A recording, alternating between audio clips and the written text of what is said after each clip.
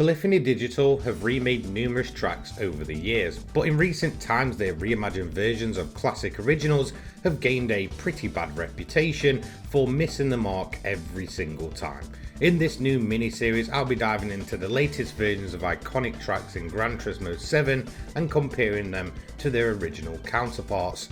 This way we can see just how much they've changed and whether they truly deserve the criticism they've received. So let's kick off this mini-series with arguably one of the most legendary and iconic tracks in Gran Turismo history, High Speed Ring. As for finding High Speed Ring inside of Gran Turismo 7, you will find it in the Asia and Oceania region, located in Japan, right up here on the top right of your screen now. Now, as of Gran Turismo 7, the track itself is presented as a rich, detailed environment, a very sleek, modern high-speed venue that accommodates everything from GT cars, Formula machines, and, well, even road cars. However, it hasn't always been this contemporary circuit we see today. Over the years, both the track's atmosphere and its location have undergone significant transformations. But before we dive into its evolution, let's first take a lap around this latest version and explore the racing it has to offer. So we are going to focus on the present day GT7 variation of the High Speed Ring to begin with, so let's go for a lap around this legendary circuit. So as you can see, to begin we have this huge long straight which is going to lead us into our first corner of the track. This is going to be a very long and banked left-hander, and as you can see it's a very wide open variation. There's plenty of room here for overtakes and to either get down on the inside or get up onto the high banking. We then move into this kind of mini stadium section full of stands and a little go-kart track on our left. Into this left-hander can be a little tricky and very notorious for wall riding. We then go over the now iconic bridge. After that we head into a quick right-left section. Now I will have to say that it definitely feels a little bit quicker through this section than it did in the previous games. I will talk about that in a few moments time. Upon exiting the left-hander you then go into the tunnel section. Very iconic this part, but definitely feels like it's been extended over the years. You're then going to continue on to the right hand side before switching back to the left for the last corner of the track. Another left high banked corner, and as you can see it's also a much shorter variant than what we saw to begin with. After that you're going to exit and go up across the line to complete a lap on the modern day High Speed Ring. But what about the present day racing at High Speed Ring? Well, it's certainly a mixed bag. See, the High Speed Ring was always one of the more novice friendly tracks. If you were just starting out in Gran Turismo, then you could probably guarantee you'll end up with a few events around the High Speed Ring. Of course, back in the day we had a grid start with only 6 vehicles, however it was always incredibly competitive and extremely close. But it's a little bit different when it comes to the smaller grids in Gran Turismo 7, and I would say it's just not suited to it anymore.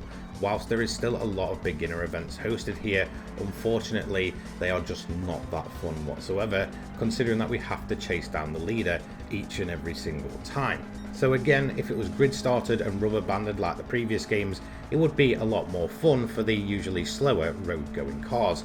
I think certainly today as well, with how wide the track layout is, it is much more competitive and much more enjoyable the faster your machinery is. Things such as Formula cars, GT cars, and just some of the faster road cars in games are much more suited here. So overall, whilst I'd say the norm of the track has definitely switched when it comes to Gran Turismo 7, this is still a very fun and frantic racetrack. And well, with larger grids it will probably work much better even in the slower machinery. Let's move on then to the classic track. Of course, I'm talking about the Gran Turismo 1 and Gran Turismo 2 variation. Now in the background you are going to see mixed footage in this video of both Gran Turismo 1 and Gran Turismo 2 at the High Speed Ring. They are pretty much the exact same copy-pasted track. There's not really any changes between them. Now in the background right now you are seeing a race inside of Gran Turismo 2, and there's certainly one thing that is very obvious here. We are running some of the game's slower vehicles. However, it is still a very fast-paced and competitive race, unlike we see with GT7, and that is actually due to a very smart rubber banding system inside of these earlier titles. It is much more difficult, sometimes nigh on impossible, to break away from equal machinery other than yourself. There's none of this chasing down the rabbit races. This is pure grid-based close racing. And I would certainly say for a track that is based on tight pack racing, this really suits high speed ring down to the ground. And although there's only 6 cars on the grid, it feels like almost any of those cars can go ahead and give you a run for your money, as well as go ahead and actually take the win in the end.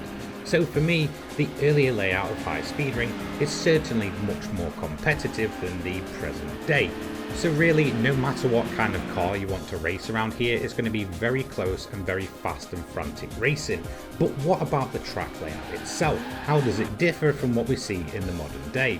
Now, I would certainly say that the modern day version of high speed ring is much wider overall. There's a lot more room to get cars side by side, whereas at the high speed ring, yes, it's still wide open and very, very fast, but it feels like cars are really kind of forced into a set formation.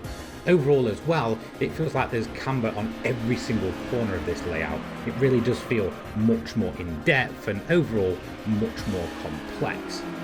So going back today, I would say the high speed ring really stands the test of time, and it's not difficult to see why it became such an original loved classic. But we did have a bit of modernisation, and this came in the form of Gran Turismo 4. It will then continue on through 5 and 6 before ending up as this full modern day high speed ring that we see in GT7. And this is where the track really transformed its layout into what we kind of know and love today. So let's go ahead and take a look. Turn 1 is very much what we see in the modern game, however the banking is a lot less aggressive here.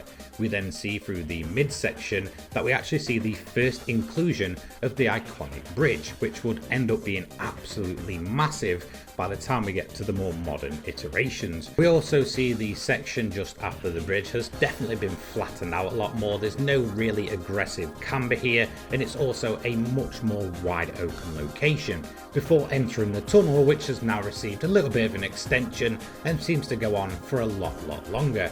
After exiting the tunnel, instead of being surrounded by trees, you've got this open area on your left hand side which does provide some seating, before going into what feels like a lot less aggressive final corner. The banking here seems to be reduced by a fair amount. Another thing to note, just like the reduced camber section, is that it's a much more wide open area, and that kind of reigns true for the entirety of this new variation of the high speed ring. Anyway, after that we come up across the start finish straight, which we all now know and love.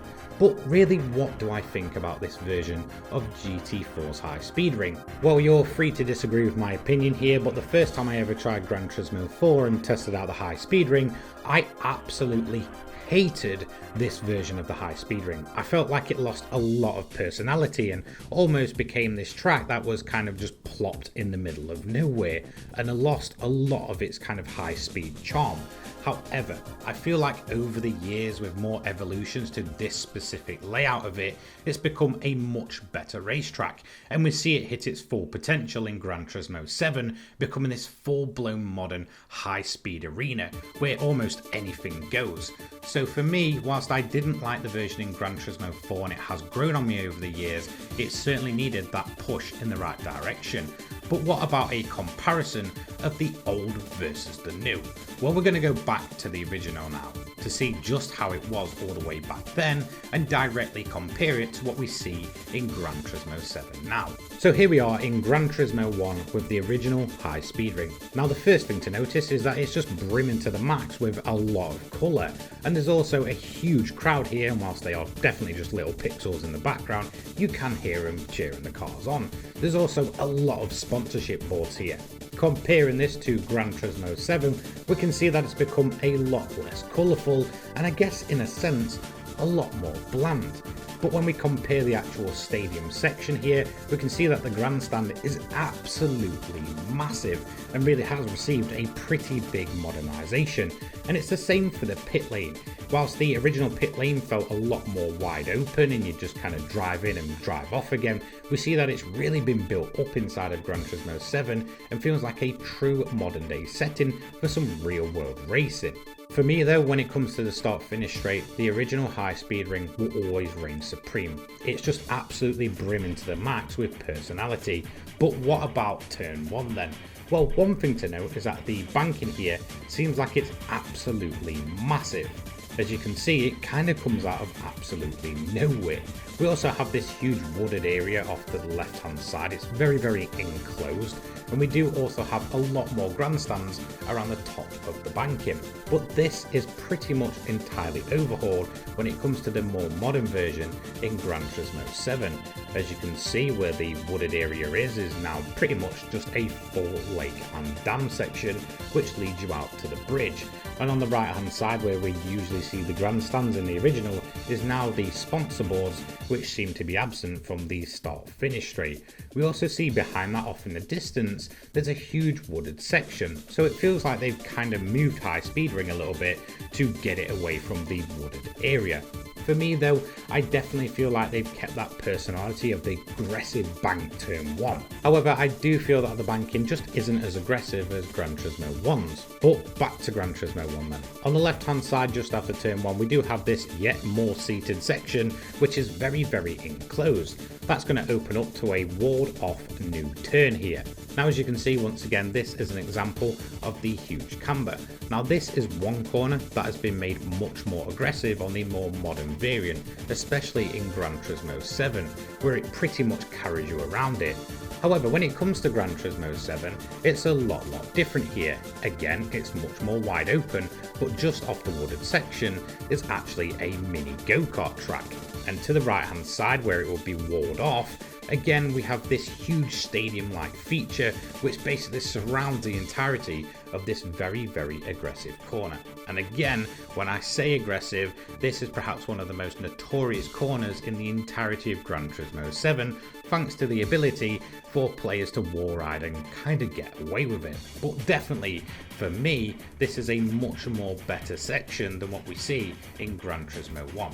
It just feels much better through here. Now if we just head back to the first iteration of this version of high speed ring in Gran Turismo 4, we can see that it is minus the go-kart track at first, and we see the stadium section kind of slowly being built up. Of course, it will become the absolutely massive modern version in GT7. Next up is the section which would be the bridge, and that is entirely absent from the original version of high speed ring. In Gran Turismo 7, this is an absolute behemoth of a feature, and perhaps one of the most iconic things of any track in a modern day Gran Turismo game. It is absolutely massive. Again, it is slap bang in the middle of this lake, which actually leads you over to a dam area on your right hand side, and most people might not even notice that it's there. There's a lot of details in this section, and I feel like it really works well in a modern day setting, once again just fitting the theme that high speed ring has had a major overhaul. I feel for me personally, when it comes to comparing the classic to the modern version, that for me this is the single best change that has ever been made to the high speed ring. I really love the idea of having to kind of cross the lake over this huge long bridge, and it's become absolutely iconic when it comes to modern day Gran Turismo. But what about the next section? Well, I feel like this is where the original is just much better. We've got this very fast enclosed section full of grandstands with some very fast and flowing banked corners, and they are completely absent from the modern day version, something that I feel like it kind of loses points for. This was a very good section to absolutely test the limits of your car, but as you can see now, it's extremely flat and there's almost nothing going off here. Where there could have been grandstands to the left and the right hand side is now just a cliff edge, and on the right hand side of the final corner we see that that is where the dam sits. But overall there's just a lot less flow to this section of the track, and I feel like it loses points for that. I feel like that's very kind of Polyphony-esque. They take one step forward and then two steps back. They produce this stunning and pretty awesome bridge section and then completely flatten out what was a very fast and flowing part. Anyway, next up, the tunnel. Now in the original version, it's just kind of blink and you'll miss it. You just kind of drive through it. It is absolutely iconic, but I feel like this has again been built upon in the best way possible and has been majorly extended. Now on exit of the tunnel, when it comes to the original track, we see that it is just purely a wooded area. There's really not much going on here. Really, it's a pretty dull part of the track. Very fast though, but it is the same when it comes to the modern day variation. It's still still a very quick section, but overall it just looks a lot better. And I would say this seated area that we have here feels like something from an old variation of the high speed ring that is kind of no longer used. Maybe it got kind of overhauled or repaved and such. But again, something to note is that it is completely absent of these huge wooded areas. Yes, to the right hand side we do still have a few trees and such, but it is absolutely nothing like we saw with the original layout. And we also have this beautiful look over the lake there. So whilst they may have butchered one of my favourite parts of the original, at least they built upon one of the most dull parts. And then we have the final corner. For me, this feels like an extremely aggressive banking. Your car almost seems absolutely minuscule through that section before you exit and go up across the line. And it's still very much the same when it comes to Gran Turismo 7.